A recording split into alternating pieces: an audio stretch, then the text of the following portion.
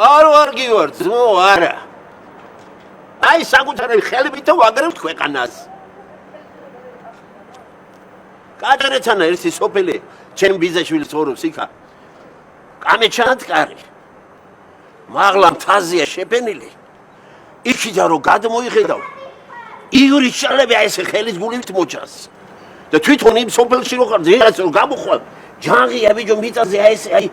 ფეხებს კი ვერ ახედავ თითქოს მოწურავ გრუბელზე და ეს და რო გადაიხედავ უკეთეს რას ნახავს კაცი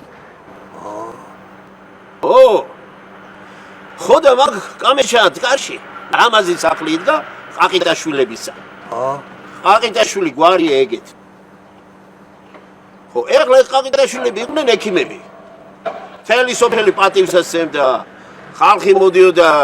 გარესობრებიდანაც და გულის ბევრი ჰქონდათ სახლი გალამაზებული გამშვენიერებული და ეზო კარმიდამო ისე იყო დავარცხნილი რომ თმებს ვერ დაივარცხნი თავზე და ეგრე ხო ასე თუ ისე იდგა ეს სახლი და თვალს ახარებდა ხო და მერე რო ჩამოვედი სოფელში მივიღე მივალ ერთი ნახავი მყაყი დაანსახსა მეთქი და მივედი სად არის სახლი კაცო